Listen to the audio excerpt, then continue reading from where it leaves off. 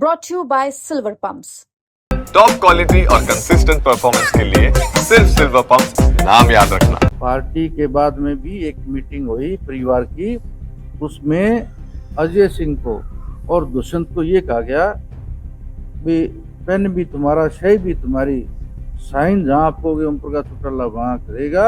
आप इस पार्टी को तोड़ रहे हो तो इसका बहुत बड़ा खामियाजा भुगतना पड़ेगा, लोगों का भरोसा उठ जाएगा, आप यहीं रहो। वो नहीं रहे, उन्हें छोड़ दिया।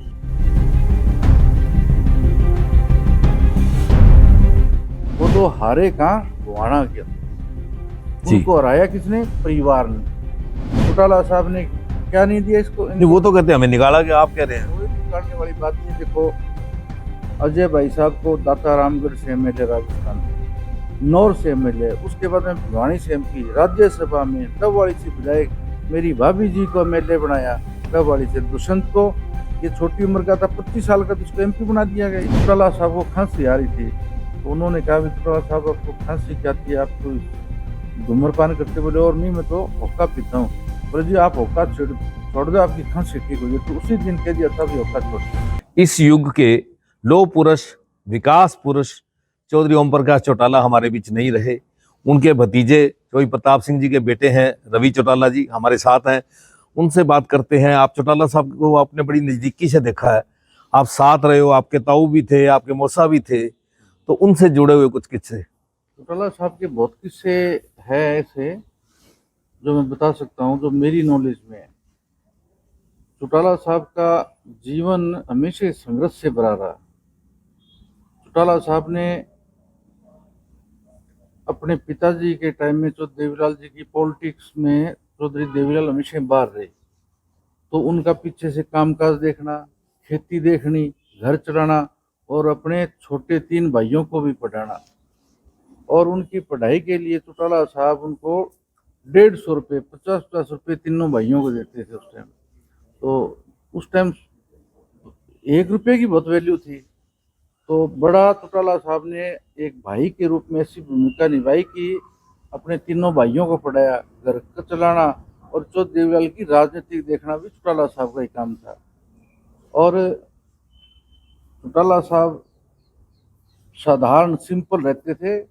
वो उनकी एक ही ड्रेस थी हमेशा ही, धोती कुर्ता और पगड़ी से।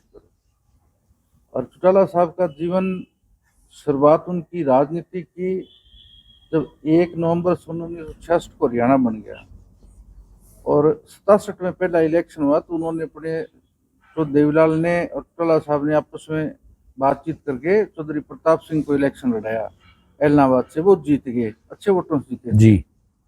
और दूसरी बार फिर चौटाला साहब लड़े वहाँ से। तो उन्होंने अपने भाइयों को भी पॉलिटिक्स में लाने में उनका योगदान था। अब बात तो वहाँ बिगड़ गई जब भाइयों ने उनसे लेना भी चाहा और उनको आंख दिखानी शुरू कर दी, तो देखो फिर तो बिगाड़ होता ही है। तो अपने भाइयों से कभी अलग नहीं थे, बल्कि भाइयों ने ही उनसे अलग होने का काम किया। हालांकि उनकी आखिरी टाइम तक कोशिश थी परिवार एक रहे। बिल्कुल, उनकी चौटाला साहब की थी, सबकी थी कि भी परिवार को इकट्ठा रहना चाहिए। चौधरी ओम प्रकाश चौटाला हमेशा आशावादी थे, कभी निराश नहीं होते थे। और कोई भी काम करना है, चाहे वो सामाजिक है, चाहे राजनीतिक है, खेती बाड़ी का, हमेशा वो पॉजिटिव सोचते थे। उनका खेती का काम समाज के अंदर और पॉलिटिक्स के अंदर उनका लाइक और डिसलाइक था। जो भी कोई काम करना, उसे आखिरी मोमेंट तक उसको सफल बनाना। चौटाला साहब जीत के कोई बहुत ज्यादा प्रफुल्लित नहीं होते थे, हार का उनको मायूस नहीं होते थे, कभी गम नहीं था, और वो निरंतर आगे बढ़ते रहते थे। और चौटाला साहब, कहते हैं उनकी याददाश्त बहुत तगड़ी थी। चौटाला साहब की गजब की याददाश्त, उसकी मैं आपको कहानी बताऊं। उनके कोई हजारों नंबर मोबाइल के याद थे, और अपने वर्करों को बाई नेम बाई फेस उनको नाम से बुलाते थे। और पूरे हरियाणा के हर गांव में चौटाला साहब गए चीफ मिनिस्टर बन के, वो सरकार आपके द्वार। और एक किस्सा ये बताऊं मैं आपको, चौटाला साहब पिक्चर भी देखते थे थिएटर में जाके, ये 90 से पहले की बातें हैं। और चौटाला साहब ताश भी खेल लेते थे गांव में, जो हमारे बूढ़े बुजुर्ग परंपरागत खेल खेलते हैं वो भी करते थे। सिरसा क्लब के मेंबर रहे। दिल्ली में एक क्लब है, उसका नाम मुझे याद नहीं, उसके मेंबर रहे। तो बहुत किस्से मतलब सामाजिक ताना बाना पूरा रखते थे। पूरा ताना बाना रखते थे।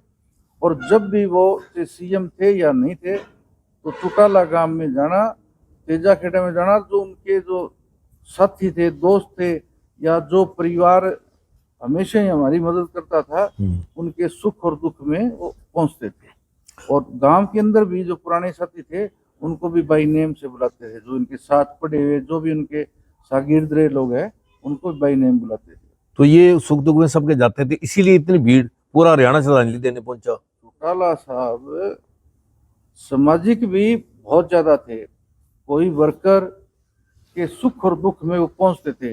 अगर किसी गांव में गए हैं, हरियाणा के किसी गांव में चले गए और वहाँ वर्कर ने कह दिया कि जी मेरे गांव में इतने लोगों के दुख में जाना है, तो चौटाला साहब जाते थे। एक बार उनको कार्ड देता शादी का कोई, तो पकड़ के बता देते थे भी मैं दिल्ली चंडीगढ़ होऊंगा तो मैं कह नहीं सकता, अगर मैं रोहतक होऊंगा तो भी मैं हिसार सिरसा में शादी है वहां पहुंचूंगा। और वो पहुंचते भी थे।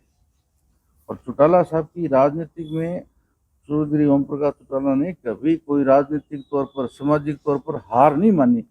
वो तो हारे कहाँ, गोहाना के अंदर। उनको हराया किसने? परिवार ने। जिस परिवार को इतना कुछ दिया जी, और इतना कुछ चौटाला साहब से उन्होंने लिया, वो ही लोग चौटाला साहब को हराने में अग्रिम पंक्ति के खिलाड़ी बन गए। दुख तो उनको इस चीज का था। और चौटाला साहब तो लास्ट स्टेज तक, एक परिवार की मीटिंग हुई इस रैली के बाद में, उसमें चौटाला साहब ने अजय और दुष्यंत को ये कहा था कि राजनीतिक आप करो, कलम तुम्हारी, शाही तुम्हारी, मैं जहाँ कहोगे वो दस्तखत करूँ आपके लिए। और अभय सिंह को कह दिया था, अभय सिंह को पॉलिटिकल तौर पर ना ये इलेक्शन लड़ेगा ना कोई और करेगा, आप इसको संभालो पार्टी को। अगर पार्टी टूटती है तो लोगों का भरोसा हमारे ऊपर से उठ जाएगा। वो इस चीज को कहते थे भी ये तो देवीलाल ने पार्टी बनाई है। फिर उसको चौटाला साहब कहाँ से कहाँ तक लेके पहुंचे, और इस पार्टी को, वो जिस पार्टी को इतनी मेहनत से सिंचा हो, और वो उनकी आंखों के सामने पार्टी टूट रही, तो दुख बड़ा था उस चीज का चौटाला साहब को। उनको अनुशासनहीनता पसंद नहीं थी। बिल्कुल नहीं। वो डिसिप्लिन में रखते थे, चाहे वो कार्यकर्ता हो, चाहे वो परिवार हो, और चाहे वो सरकार हो।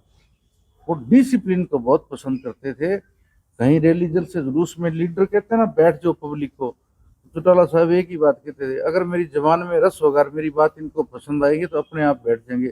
और पिन टॉप बॉस एकदम शांत, जैसे लगता ही नहीं है कि लाखों लोग यहाँ बैठे हैं।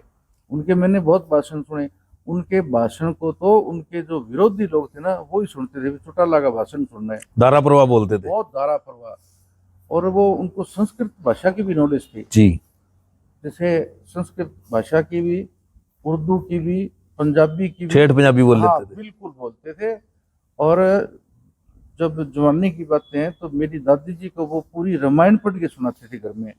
वो धार्मिक भी थे और प्योर वेजिटेरियन थे, और इसके शराब से, मीट मांस से दूर थे, वेजिटेरियन थे। और प्योर आर्य समाजी। हाँ, प्योर आर्य समाजी। चौटाला साहब का ये भी था। चौटाला साहब ने अपने ऊपर ये कभी छाप नहीं लगने दी कि ओम प्रकाश चौटाला को IAS IPS अफसर चला रहे हैं। नहीं, चौटाला साहब सरकार चला रहे हैं और IAS IPS अफसरों को चला रहे हैं। मोबाइल फोन, ये अधिकारियों में खौफ क्यों था? नहीं, इसको थोड़ा मीडिया या और लोगों ने, विरोधियों ने इस तरीके से दिखाया। चौधरी ओम प्रकाश चौटाला जी अपने अफसरों को भी पूरी इज्जत देते थे। जहाँ जो इज्जत के लायक है उसको इज्जत भी, जो डिसिप्लिन तोड़ता है उसको डांट भी लगाते थे।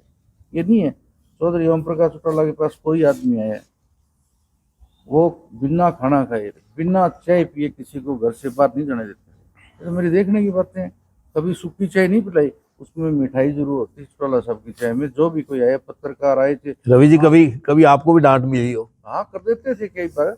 मेरे, मैं आपको बताऊं, वो अपनी सेहत का बहुत ध्यान रखते थे। वो खाना 32 बार चबा के खाना है तो वो उसी हिसाब से खाते थे। और मेरे को एक बार नहीं अनेकों बार का, मैं जब भी उनसे मिलता था वो कहते थे भी तेरे में वजन ज्यादा है, इसको ठीक कर, सैर कर। हाँ, सैर करो। ज्यादा नहीं बोलते थे। जब भी मैं कोई मिलने के बाद में फिर मिलता था तो वो कह देते। और मैं आज भी, मुझे अफसोस है कि मैं उनकी बात को उसी दिन मान लेता तो मेरे लिए ठीक था, लेकिन मैंने उनकी बात माननी जरूर पर थोड़ा लेट मान ली। और चौटाला साहब की खासियत मैं बताऊं, मैंने राजनीतिक में भी उनके बड़े किस्से देखे हैं कि एक बार जनता दल की मीटिंग हो रही थी, वीपी सिंह उस मीटिंग की अध्यक्षता कर रहे थे, जी जो जनता दल का ऑफिस था दिल्ली में, उसमें तो उसमें चौधरी देवीलाल को भी जाना था, लेकिन वो नहीं गए। उन्होंने चौधरी ओम प्रकाश चौटाला को भी मीटिंग में जाना अपने, वो चले गए मीटिंग में। कुछ डॉक्यूमेंट्स वगैरह वो हमारे पास रह गए थे, तो बोले अभी ये ओम प्रकाश को, ओम को दे देना। चौधरी देवीलाल चौटाला साहब को सिर्फ ओम ही बोलते थे कि ये जो फाइल है ये ओम को दे देना। मैं वहाँ वो फाइल लेके गया, तो जनता दल की वो मीटिंग शुरू हुई लीडरों की, तो मैं अंदर जाकर मैं पीछे खड़ा हुआ एक साइड में। वो मीटिंग मैंने बड़ी नज़दीक से देखी, मेरी आंखों से देखी, कानों से सुनी। तो कई लीडर बोल लिए, और वो माइक जब चौटाला साहब के पास आया तो चौटाला साहब के कोई पॉलिटिकल मुद्दे थे। चौटाला साहब ने माइक पर ये कहा, मेरी बात बड़ी लंबी और कड़वी है, इतना कह के वो माइक आगे देते हैं किसी को। तो मैंने देखा भी हिम्मत थी, वो एक किसी से दबते नहीं थे। उन्होंने कभी जिंदगी में, चाहे वो किसी रूप में, राजनीतिक तौर पर, सामाजिक तौर पर, कहीं भी किसी से दबे नहीं आज तक। राजनीतिक रूप से उन्होंने बहुत से लोगों को बनाया, लेकिन कुछ लोग उनको छोड़ भी गए, पर उन्होंने इस चीज का कभी मलाल नहीं किया। नहीं, कभी नहीं।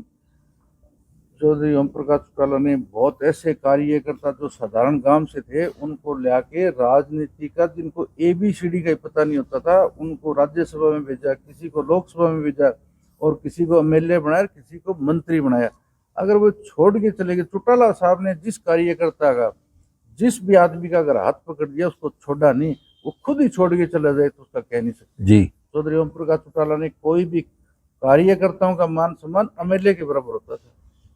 कभी भी वो अगर डिस्ट्रिक्ट में CM होते हुए आते थे तो अपने साथ कार्यकर्ता गाड़ी में बैठते थे, नहीं तो कार्यकर्ता की कोई पूछ नहीं है। अब जो चौटाला साहब के टाइम में कार्यकर्ता थे, वो इतनी बड़ी संगठन की फौज थी। अगर पार्टी एक रहती तो ये सारा कार्यकर्ता, सारा सिस्टम चलता। 2019 में सरकार बन जाती, उसको तो तारपीडो किया गया उस टाइम के उस जलसे में, आपने देखा होगा। कहते हैं 2019 में ये बात आम हो गई थी कि चौटाला सरकार आ रही है। बिल्कुल, बच्चे की जबान तक ये होगी थी कि BSP का और इंडियन नेशनल लोकदल का गठबंधन हो गया जी, और दोनों ने मिलकर लड़ना था। तो सरकार तो आई हुई थी, इन्होंने तो घराई सरकार को, घराई थाली को ठोकर मारी। अजय सिंह और दुष्यंत, इसमें सबसे बड़ा दोषी कोई है पार्टी तोड़ने में तो वही है। चौटाला साहब ने क्या नहीं दिया इसको, नहीं वो तो कहते हैं हमें निकाला, कि आप कह रहे हैं। कोई निकालने वाली बात नहीं। देखो, अजय भाई साहब को दाता रामगढ़ से MLA, राजस्थान से, नौर से MLA, उसके बाद में भिवानी से MP, राज्यसभा में डबवाड़ी से विधायक, मेरी भाभी जी को MLA बनाया डबवाड़ी से। दुष्यंत को, ये छोटी उम्र का था, 25 साल का, तो इसको MP बना दिया गया। इसको पता थोड़ा लगा कि कैसे बना है। उसके बावजूद अगर वो ये बात कहते हैं तो देखो, चौटाला साहब ने तो जो आम कार्यकर्ता थे उसका भी हाथ पकड़ के उसको स्टेज पर चढ़ाते थे और विधानसभा में, लोकसभा में लेके जाते थे। ये जो बात कर रहे हैं वो बिल्कुल सरासर गलत है।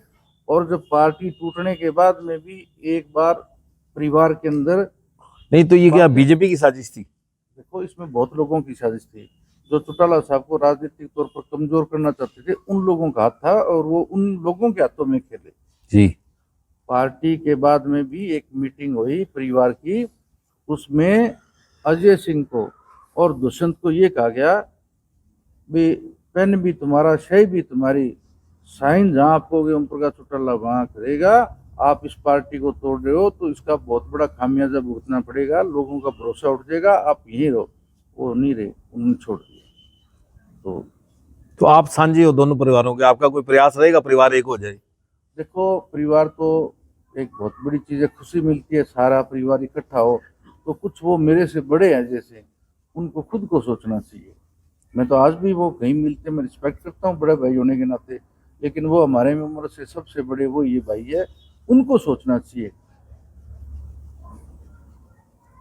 और मैं आपको बताऊं, आप तो बड़े चोर साहब के साथ रहे हो, आपको DSP लगाया, आपको PSO लगाया, बड़े साहब के साथ रहने का आपको बड़ा मौका मिला, तो उनके साथ कोई साझी याद?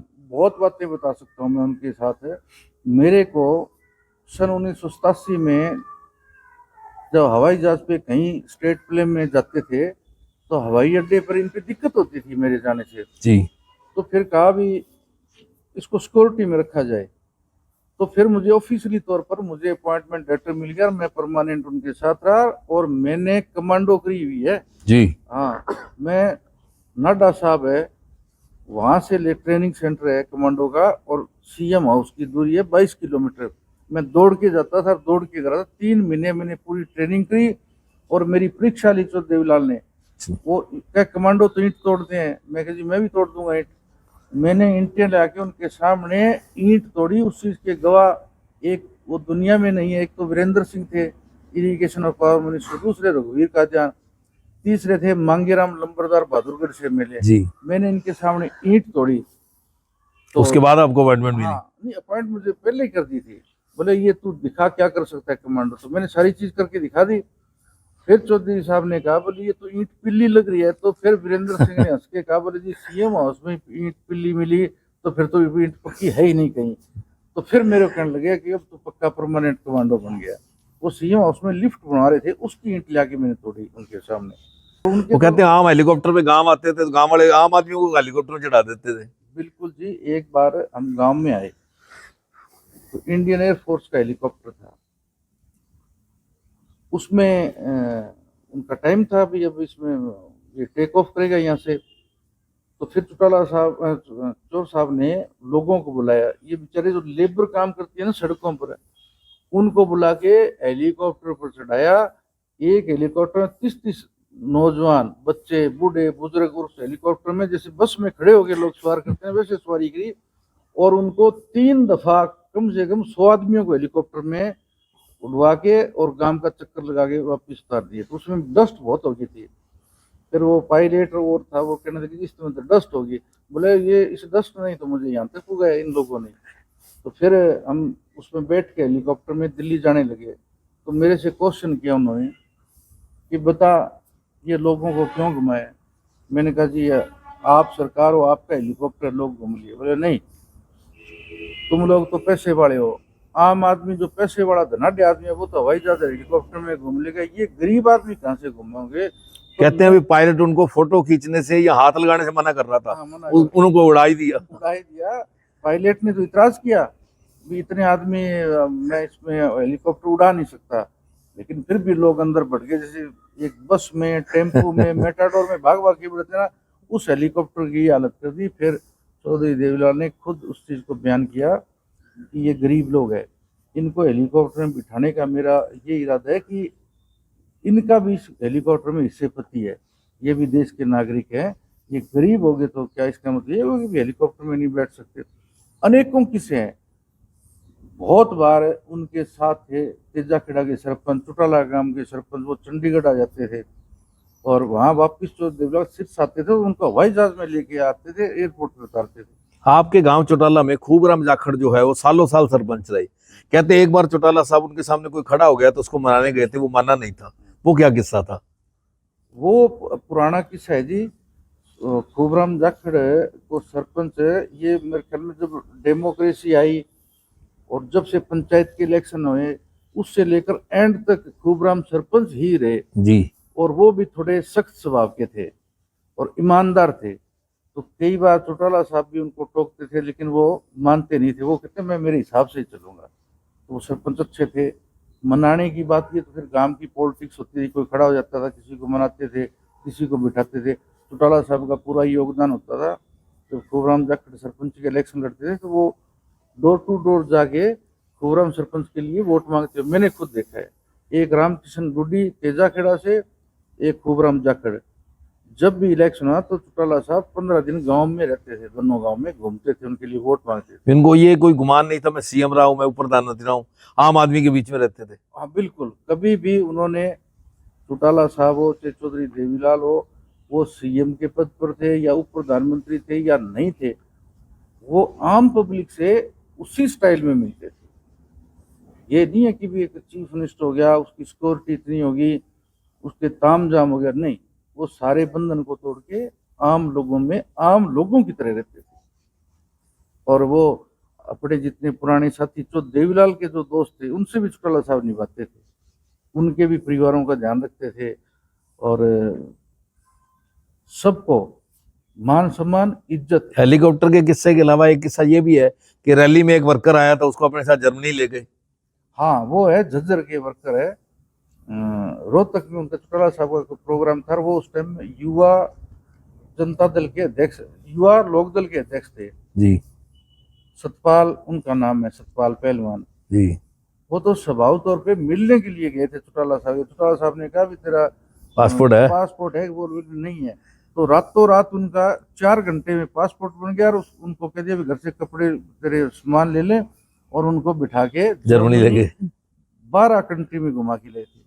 बताओ इससे बड़ा मान सम्मान और क्या होता है। कहते अपने साथ जो नाई रहता था उसको आधी दुनिया घुमा दी। हाँ बिल्कुल। ये मैं चौटाला साहब की बताऊँ, बहुत बड़ी आपने अच्छा सवाल पूछा है। चौटाला साहब का सेवादार था चौटाला गांव का नाई, मुख्तार नहीं पृथ्वी नाई, वो मुख्तार नाई मुड्डाल का है।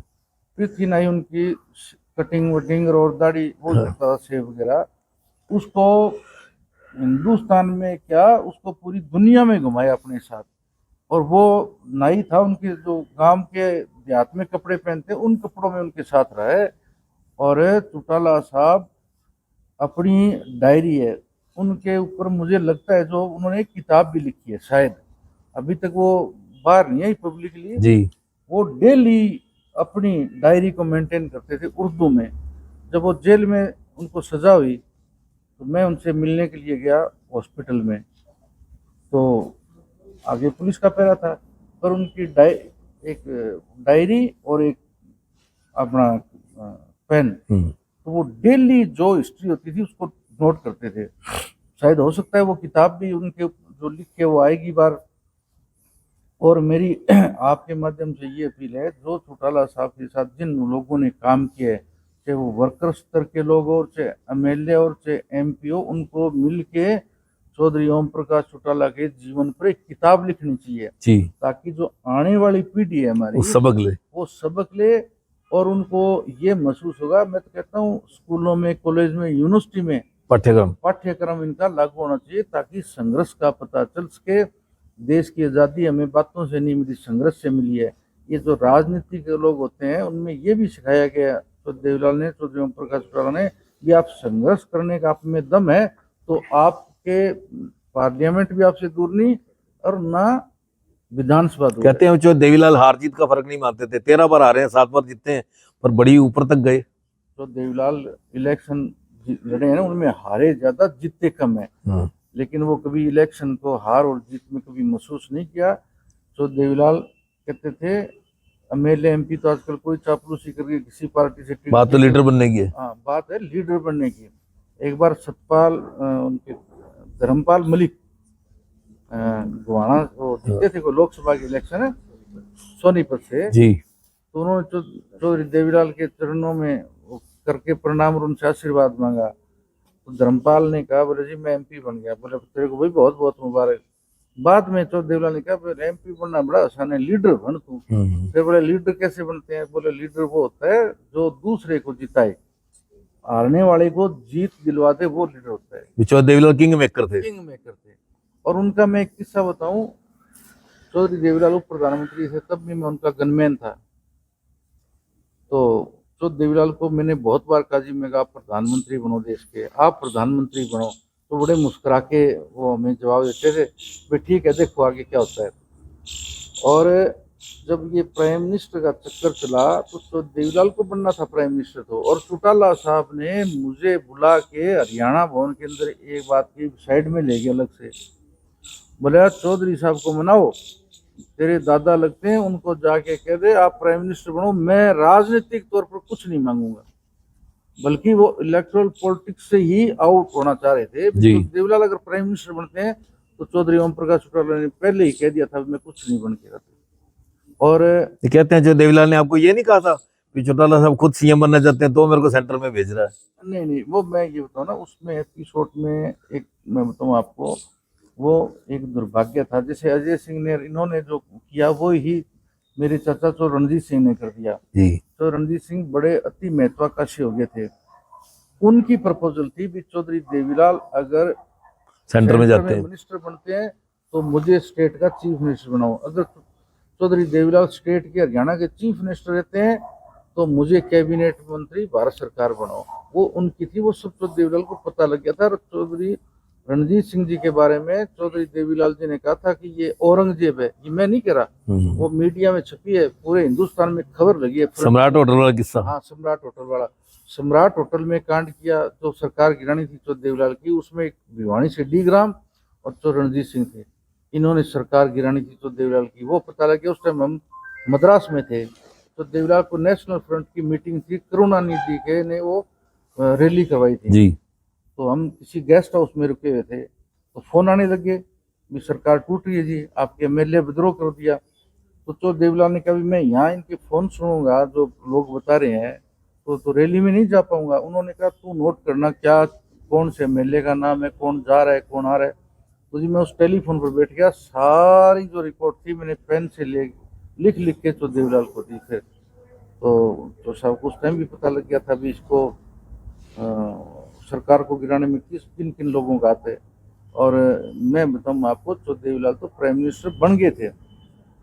उनके खिलाफत किसने की? चौधरी रणजीत सिंह ने, सोमपाल शास्त्री ने, कुलदीप नैयर ने, अरुण शौरी ने, अरुण नेहरू ने, एक प्रभात जोशी था इंडियन एक्सप्रेस का, इसका सॉरी जनसत्ता का। ये 5-6 लोग थे, इन्होंने सारा सिस्टम खराब किया चौधरी देवीलाल का, लॉबिंग करके। और चौधरी देवीलाल नहीं, वो एक जो ये किस्सा है, कहते हैं चौधरी देवीलाल को ये डिमोरलाइज किया, अभी आपको इंग्लिश नहीं आती, आप प्रधानमंत्री बनोगे, विदेशों में कैसे बात करोगे? उसका क्या जवाब देते थे? उसका जवाब ये दिया, चौधरी देवीलाल को कहते थे इंग्लिश नहीं है। चौधरी देवीलाल कहते थे जो खाड़ी के शेख आते हैं ये कहाँ के इंग्लिश जानते हैं, ये कहाँ के पढ़े लिखे हैं, ये अरबी से दूसरी भाषा ही नहीं जानते। जो पारसी जानते हैं वो पारसी में बोलता है, उर्दू की भाषा तो उर्दू बोलता है, और उनकी अरबी भाषा है जी। उसमें बात करते तो डांट देते थे। कहते हैं पढ़ाई लिखाई नहीं हो तो वो चीफ मिनिस्टर बने, वो भी जिम्मेवार पोस्ट है। अगर डिप्टी प्राइम मिनिस्टर बने तो बहुत बड़ा पोर्टफोलियो था उनके पास। ये गलत, ये लोग जो प्रचार कर रहे हैं वो गलत लोग कर रहे हैं। और चौधरी देवीलाल, जब जनता दल का रिजल्ट आ गया, चौधरी साहब के पास 80 से ऊपर एमपीओ की संख्या थी। और जब जनता दल की लीडर का इलेक्शन होना था, इलेक्ट करना था लीडर, तो हम हरियाणा भवन से चले, हमारे साथ चंद्रशेखर जी भी थे। तो वो गाड़ी चलती चलती काफिला हमारे को कहा भी आप इसमें उड़ीसा भवन ले चलो। हम उड़ीसा भवन में चले गए। वहाँ बीजू पटनायक, चंद्रशेखर, चौधरी देवीलाल और 1-2 राजनेता और थे, शत्रुघ्न सिन्हा भी थे, लेकिन वो लॉबी में बैठे थे। वहाँ वो 10 मिनट रुकते हैं, बातचीत करते हैं, उसके बाद में बोले पार्लियामेंट की तरफ चलो। तो फिर चौधरी साहब की जो ब्रीफिंग करने के लिए जो फाइल बनी हुई थी सारी, वो कुरैशी साहब ने तैयार की, जो इलेक्शन कमीशन के रिटायर्ड चीफ है, वो हरियाणा भवन में रेजिडेंट कमिश्नर थे। उन्होंने वो फाइल तैयार करी, मेरे को रास्ते में कहा भी वो फाइल मुआओ। तो मैंने हरियाणा भवन में वीटी मैसेज किया भी वो जो डॉक्यूमेंट्स है वो लेगा, तो हमें तसल्ली होगी थी तो देवीलाल प्राइम मिनिस्टर बनेंगे। और हाँ, बीच में मैं भूल गई बात, जब उड़ीसा भवन से निकले तो लिफ्ट में नीचे आ रहे थे, तो चंद्रशेखर ने चौधरी देवीलाल से पूछा, चौधरी साहब माजरा क्या आप कायम हो क्या? तो चौधरी देवीलाल ने चंद्रशेखर का हाथ दबोच के कहा, हमारी तरफ ये खड़े हैं, मैं ठीक हूँ। तब हमें, मेरे को संतुष्टि होगी थी चौधरी देवीलाल प्राइम मिनिस्टर ही बनेंगे। और हम बहुत ही इतना अच्छा, मतलब वो था सिस्टम। तो वो एकदम क्या हुआ कि वीपी सिंह के सिर पे ताज रख दिया? फिर पार्लियामेंट में चले गए।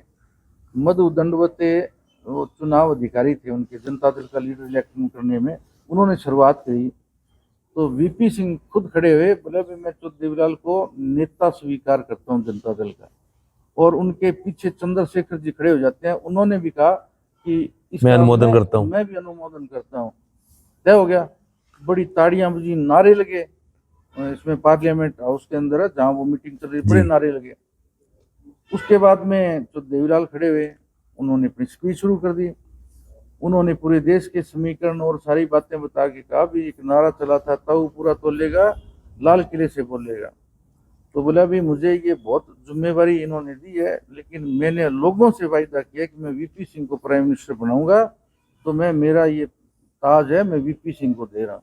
उसके बाद में चंद्रशेखर, ये बहुत लोग, चिमन भाई पटेल, मुलायम सिंह, सब नाराज होकर निकल गए थे। जिस नाराजगी में मैं भी था, मैंने भी उसी टाइम ये कहा, बाहर आया मैं, उनकी बुलेट प्रूफ गाड़ी और साथ में पायलट स्कॉट गाड़ियां थी, मैं उन गाड़ियों के लेके हरियाणा भवन में आ गया।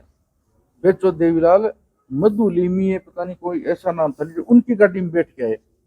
और मैं तो सीएम सूट छोड़ के मैं तो पीछे की बिल्डिंग में मैंने कमरा लेके मैं तो वहां बैठ के माथा पकड़ के, मेरे को गुस्सा आया। मेरे को नहीं, मेरे साथ जो पुलिस के और थे ना कमांडो, उन्होंने भी बहुत महसूस किया भी उस दिन हमने खाना नहीं खाया। फिर चो साहब ने मेरे को बुला क्या, बोला मैं प्रधानमंत्री बनाने वाले लोगों में हूँ। दूसरे दिन फिर इलस्ट्रेट वीकली एक पत्रिका आती है, इंडिया टुडे की आती थी, उसमें तो देवीलाल की फ्रंट फोटो किंग मेकर। तो हम मेरे को तो मैं तो 1 महीने में सेट हो पाया, मुझे था मलाल। हमने कहा चोर साहब को जी मेहनत तो आप लोगों ने करी, आप इस राज को यहाँ तक लेके और आपने प्राइम मिनिस्टर बनने की बजाय आपने उनको बना दिया। तो ये थी, मैंने तो ओपन भी कहा उनको, चाहे वो मेरा उनके प्रति लगाव कर लो, मैं उनका एक सेवक के तौर पर कर लो और परिवार के सदस्य के तौर पर मैंने उनको कहा मैं जी आपको प्राइम मिनिस्टर बनना चाहिए। ये चौटाला साहब की दूरदर्शिता थी जो सरकार आपके द्वार, गांव में शासन प्रशासन सारा गांव में। चौटाला साहब ने तो देवीलाल जी से सीखा था कि सरकार आपके द्वार, लोक राज लोक लाज से चलता है। आम लोग होते हैं, गरीब आदमी, आम गांव का देहात का है, वो चंडीगढ़ कैसे पहुंचेगा सीएम के पास? ना वो रेस्ट हाउस में आते हैं सीएम तो आजकल के, और रेस्ट हाउस में आते हैं वहां से एयरपोर्ट पे चले जाते हैं, वहां से उड़ के वापिस चंडीगढ़ या दिल्ली में। चौधरी देवीलाल ने भी गांव गांव में दरबार लगाया और चौधरी ओम प्रकाश चौटाला ने भी सरकार आपके द्वार, उसका लगाने का मेन इशू ये था कि गांव के लोग खुद सुविधा मांगी सरकार से। और जहाँ चीफ मिनिस्टर आ जाते हैं सरकार तो वहीं हो जाती है मौके की, अधिकारी साथ होते हैं, लोग खड़े होके एप्लीकेशन भी नहीं देते चौटाला साहब को। तो लोग कहते जी हमारा वाटर वर्क्स बना दिया, चौटाला साहब कहते बना दिया, कहते जी हमारा स्कूल 8 से 10 कर दो, 10 कर दिया। तो उन्होंने ये दिखाना था भी जो कुछ हो आप, जनता ही सबसे बड़ी मालिक है, राजपाट बनाने में जनता की भूमिका है और जनता जो मांगेगी उनकी सुविधा के अनुसार डेवलपमेंट के काम, लोगों पर कोई दुख तकलीफ ना हो, जास्ती ना हो, तो वही मौके पे फैसला था चौटाला साहब। चौटाला गांव आते थे और शाम को तेजा खड़े, मैंने स्कूटर चला के उनको वहां छोड़ गया था। चौटाला साहब पीछे वाली सीट पे बैठते थे, मैं स्कूटर चलाता था, फिर उनको मैं तेजा खेड़ा छोड़ गया था। चौटाला साहब को मैंने गाड़ी चलाते हुए, जीप और एम्बेसडर गाड़ी चलाते हुए देखा है। और चौटाला साहब होक्का बहुत पीते थे, तो होक्का पीते थे तो एक बार सन 1977 की बात है, चौटाला साहब रोहतक जा रहे थे, रोहतक वहाँ स्वामी अग्निवेश है, पता नहीं स्वामी इंद्रवेश है, तो चौटाला साहब को खांसी आ रही थी। तो उन्होंने कहा भी चौटाला साहब आपको खांसी क्या थी, आपको धूम्रपान करते? बोले और नहीं मैं तो होक्का पीता हूँ। बोले जी आप होक्का छोड़ दो आपकी खांसी ठीक हो जाए। तो उसी दिन कह दिया था भी होक्का छोड़ दिया। चौटाला साहब खाने का इतना ध्यान रखते थे, अगर 32 बार चबाना है भोजन तो 32 बार ही चबाते। दोपहर को 2 घंटे सोते भी थे। हाँ सोते भी थे। और सुबह उठ के उन्होंने 3-4 लीटर पानी पीना था, वो पानी पीते ही पीते थे। योगा बहुत करते थे, अपनी सेहत का, स्वास्थ्य का ख्याल रखते थे, दूसरों को भी टोक देते थे। तो ये खूबियां तो थी उन लोगों में। चौटाला देखो, लोग आजकल मेरे नेता बड़े देखे हैं, पहले देखे हैं, इस युग में देखे हैं, आजकल हो गए लोग पेपर टाइगर जी। एक होता है अखबार का नेता, एक होता है जमीन का नेता। जमीन के नेता लोग तो चौधरी देवीलाल, चौधरी ओम प्रकाश चौटाला जैसे। अब अखबारों के नेता तो बहुत पैदा कर देते हैं मीडिया। दिल्ली में तो एक सिस्टम चला हुआ है, स्टोरी प्लांट करो, एक को नेता बनाना है तो उसको नेता बनाते हैं अखबार वाले। असल नेता वो होता है जो जमीनी सतह पर हो और जनता बनाती है, वो नेता। किसी का अच्छाई और बुराई का तब पता चलता है जब वो खुद इस दुनिया में नहीं। चौटाला साहब के पीछे कितनी दुनिया है, रोज के 15,000 आदमी, जिसमें 10,000 आदमी तो रोज खाना खा के जाते थे। और उससे चाहे राजनीतिक विरोधी तो वो भी आए। चौधरी ओम प्रकाश चौटाला के जो राजनीतिक विरोधी थे वो भी है और उनके वर्कर भी है और सामाजिक संगठनों के लोग भी है। समाज से जुड़े हुए लोग, चाहे वो किसी समाज के लोग हो, सब लोग उनको श्रद्धांजलि देने के लिए। मैंने मेरी जिंदगी में ऐसा जो पीछे किसी के टेलीविजन में भी नहीं देखा है, ना मैंने मेरी आंखों से जितनी पब्लिक चौटाला साहब के पीछे, इतनी मैंने आज